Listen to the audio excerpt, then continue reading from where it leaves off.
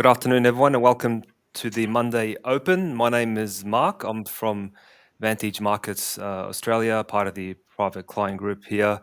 We usually do have this webinar every Monday at 3:30. This will actually be our last one for the year. We recommence on the 20th of January. I'm based in Melbourne. We have my colleague up there in Sydney. How you going, Jeff?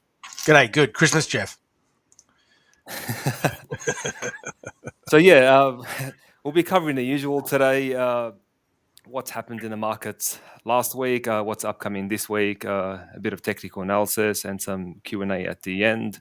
I'll pass it over to you, Jeff, to kickstart it. All right, wonderful. Last week was all about dollar strength, really more than anything else. But we did have some pretty big keystone events over the course of the week. Australia again managed to keep their interest rates unchanged at 4.35%, as was completely expected by every single bank interviewed and forecast by Reuters. The 11 banks, no one expected a rate move last week, so the RBA gave us exactly what we wanted. The Aussie dollar firmed a little bit off that news, but again, as I said, there was a lot of dollar strength over the week, so the dollar strength then came in and weighed back on the Aussie. I think over the week the Aussie finished lower.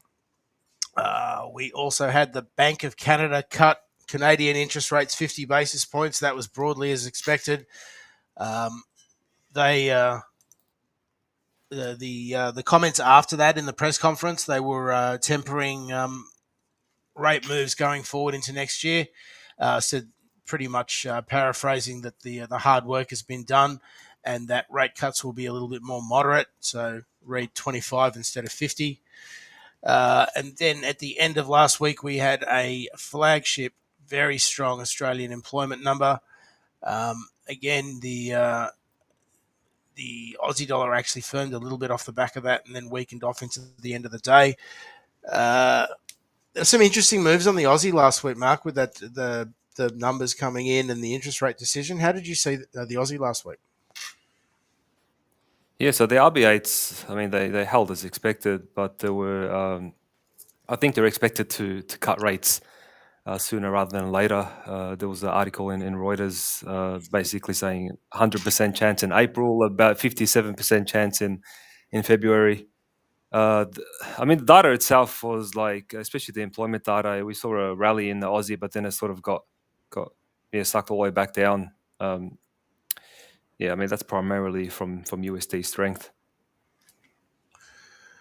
On that employment data day, I do remember that it firmed kind of gradually over the course of the rest of the Asian session. And then I think there was some UK data that came in, and the UK data came in weak, and that weighed on the Aussie as well. It was something to do with that. I just can't, off the top of my head, remember what it was. Well, that was UK data affecting the Aussie, are you saying? Yeah, well, they're all commodity currencies, right? So, I mean, everyone thinks that, the UK, Australia, New Zealand, and Canada are just big mines that are there for the benefit of everyone else. That's why we all move in the direction of the oil and gold prices. Yeah, true. That was, well, they're called commodity currencies for a reason, I guess. That was last week. This week coming up, we've got a very big week, as you'll see. Mark and I light up on that last point. The FOMC is coming with their rate decision on Wednesday. I think the market is expecting, 25 basis points then, Mark? Yeah, 25 basis points. I think you're still expecting a 50, Jeff? Me? No. Yeah. I'm expecting 0 to 25. I think the US is getting close to the end of its rate cut cycle. I mean, we're certainly not going to get to rates where they were in the middle of the COVID crisis because there's no need. I mean, we're back to normal economic conditions other than the fact that inflation is roaring through the world. So I think people who are expecting interest rates to get below 1 across anywhere in the world, except maybe Switzerland, are going to be a little bit disappointed with that. Thursday, we've got the other end of the spectrum where some people in the market are expecting the BOJ in Japan to raise rates. It's been a long time since we've had a hike in rates in Japan. I think personally on Thursday we're not going to see anything, although I do remember the Christmas Day or Boxing Day it was about 12 years ago where they cut rates just to annoy all of us that were away on holidays. Um, Mate, seriously, it was. Yeah. And then on Ma- Thursday, go on. I was going to say the markets, yeah, like you said, they were pricing in a rate hike, but then that slowly sort of went away, and now they're sort of expecting them to do nothing, and that's waiting on the Japanese yen. So you're seeing Japanese yen weakness across the board. Well, the one thing about the Japanese officials and their economy is that they're very, very good at flagging stuff when they do this sort of thing, and they just haven't. I mean, even when they come in and intervene, normally they start talking about intervention 2 weeks before they actually do it. You know, FX rates Yeah. are unsustainable, FX swings are undesirable, and then bang, they come in and they do a yard. But they haven't said anything about interest rates being inappropriate or any of that sort of stuff. So yeah, I'm with the market on that one. I don't think they're going to do anything on Thursday. On the other hand, on Thursday we also have the UK with their monetary policy committee rate decision. I think the market is expecting, is it 25 there, Mark, this week, this month? No, they're actually expecting a hold, surprisingly. I'm expecting 25. So yeah, just with that, so the markets are expecting to for the BOE to hold, right? If they cut, we would see a drop in the pound because the market's expecting a hold, and then they cut, and it sort of surprises the market. Pound goes down. That's my opinion, anyways. Yeah, if Yeah, that does happen, I'm on the other side of that. I think if as you say, the market is expecting nothing, and if they're actually being proactive with their economy and doing something to try and stimulate it, and UK GDP came out on Friday and it was negative, I think if they cut rates, the market will probably be. I think the market will be supported by that, and I think the cable might go up. So everyone who's listening, that's why markets are always moving, because two people who have good experience in the market both have the exact opposite decision about the one thing. that's why the market moves. Otherwise, it wouldn't be moving. Well, that's it, right? What's the fair value of anything? The exact last price it was paid. And point number Exactly. 4 is that Vantage breaks up on the 20th for our Christmas and end of year holidays, which is why this will be the last one of these videos for the year. While we're away, obviously, there will still be a live chat coverage on our website for anything that's important with your account. While I think we're going to talk more about that in the next part of it, but yeah, you'll always be very, very supportive with us, even if our beautiful faces aren't around. Mark, did you want to do some technicals? Yep, sure. I'll just share my screen. Let me know when you're able to see that, Jeff.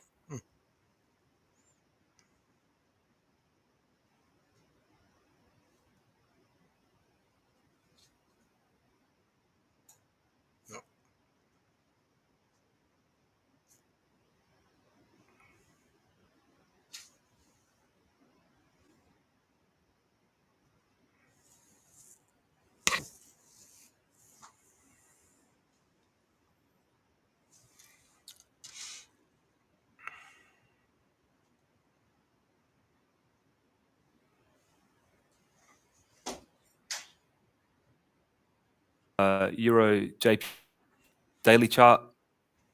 So There we go. most recently, oh, you're back.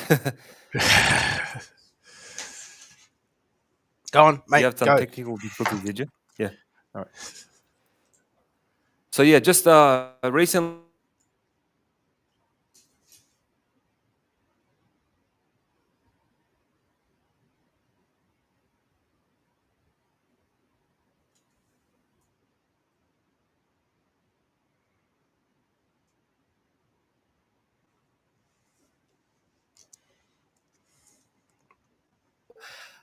we can confirm a bullish signal here on the MACD here. So this is the blue one is the MACD line, the orange one is the signal line. So generally speaking, when this crosses over like that, so ideally you'd want sort of something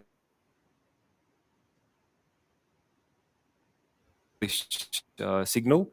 So it happened around a few days back. So you can see, yeah, price is continuing to the upside. So yeah, so I mean, my bias to this one is to the upside. yeah, mainly because the yen weakness across the board. The MACD crossover here. Expected targets 164, and then second targets here 166, 68. You can drop down to the 4-hour chart, and you can see this trend here, and ascending channel. So price making a series of higher highs, higher lows here. So I'm expecting a pullback into this area before I move back higher into those previous targets I explained before. Yeah, so that's my view on the Euro JPY. So yeah, longer term outlook 164, 166. Short term price pullback into this region before I move back higher. So excuse me. We'll move on now to New Zealand dollar. So recently we've seen USD strength. That's on the back of the higher PPI data on Friday. We saw we saw the USD strengthen on the back of that. You can see here. So yeah, it's taken New Zealand dollar's taken a hit here. We've recently broken 0.5855. And yeah, my view here is that we're going to continue to the downside in the longer term, potentially even targeting these levels here at 56 cents. Yeah, that's primarily because of the monetary policy stance at the moment in the US. So they are expected to cut rates on December 18, but in 2025. So it's uncertain what they're going to do. So they might even sort of, I think they're going to hold longer term, or potentially even increase rates, worst cases. But most likely they'll probably be holding long term within like a 6 months time frame. And yeah, that's why we're seeing USD strength at the moment. So yeah, I am looking for a pullback into the EMA, the 20 moving average, which you can see here. So we've seen price react here in the past. So clearly this is downtrending. So making a series of lower lows, lower highs. Yeah, so I am expecting a pullback into this region. You might see some bearish candles before you can sort of short it to the downside. Places where I would manage risk would be around here. So if prices do continue to the upside, or potentially if we make let's just say we make a bearish candle here and then prices do break back into that, then yeah, the trade's invalidated as well.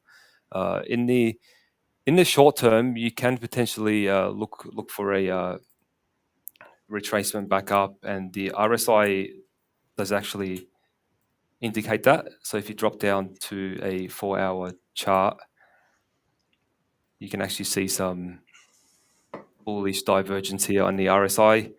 That's further validation, I guess, for a relief rally here. So we might see some profit taking before a move to the downside, which is in the overall trend. So yeah, just to recap, overall trend to the downside. Again, prices below the 20 EMA here.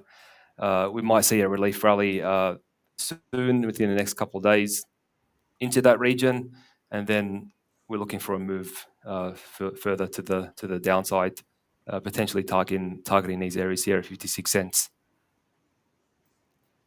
That's all for the New Zealand USD. We'll move on to the question and answer now, Jeff. All right, cool. Sounds good. All right. So, question number. So, just to give you guys a bit of profile on these ones. These are questions that Mark and I are asked by our clients during the week, and sometimes when the question is particularly topical, we like to share it in this webcast just so that more people can get the answers. Question one. I'll do this one. What are the emerging themes for next year? There's this article in the Wall Street Journal every December where they talk about the emerging themes for next year. And literally every year for the last 10 years, all of those people surveyed have got that wrong. So we'll see how I go.